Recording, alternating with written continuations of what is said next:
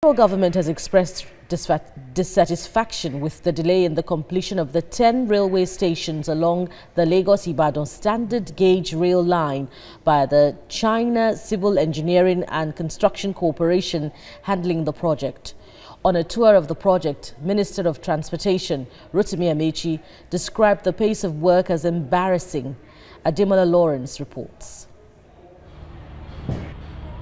The minister's first port of call was the Alagomeji station in Yaba to inspect the level of work, but from the go, his displeasure was visible. From there, his tour led him to make stops at different locations to assess how much progress was being made. You're not. No, stop that. What's serious about that? The last time we talked, we had a meeting where we agreed that you get to that junction. Is it a junction? Yes, we said junction. You even promised. Then came the train, currently on test run from Lagos to Ibadan. The minister boarded with his entourage to experience it firsthand.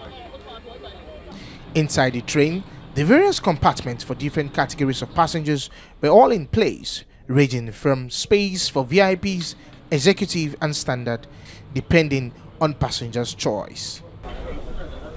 The passengers on board were served food for the 3-hour test run journey from Lagos to Ibadan. The train also has space for press conferences and executive meetings. Speaking exclusively to TVC News, the minister revealed the challenges of transportation in the country, with rail and water transportation as an alternative to road. This benefits and its own problems in Nigeria. Intermodal simply means, okay, you take off from the seaport that receives cargoes. So you take off, because we're going to, this construction is just going to the quay of the Apapa seaport. So you just offload straight to the train to take you, if you construct up to Kano, take you up to Kano. Now, when it lands Kano, trucks will take you to the various warehouses. So that's intermodal. We need to reduce the number of accidents and deaths on the roads. We need to reduce the pressure on trailer drivers having to go long distances without sleep, causing all sorts of traffic incidents on the road. And that's what this is about. So you're saving lives. It's not just about the comfort, but you are actually saving lives in the long run. He also talked about the dangers in the Gulf of Guinea and what the federal government is doing to address the situation. We got to the president and said, look, we need to secure the Gulf of Guinea because we have the largest part of the Gulf of Guinea. The president approves a contract of $195 million for an Israeli firm. Now to supply and train the military, Air Force, Navy, and police, and the Army, and SSS, so that they can protect the water with the equipment that is bought.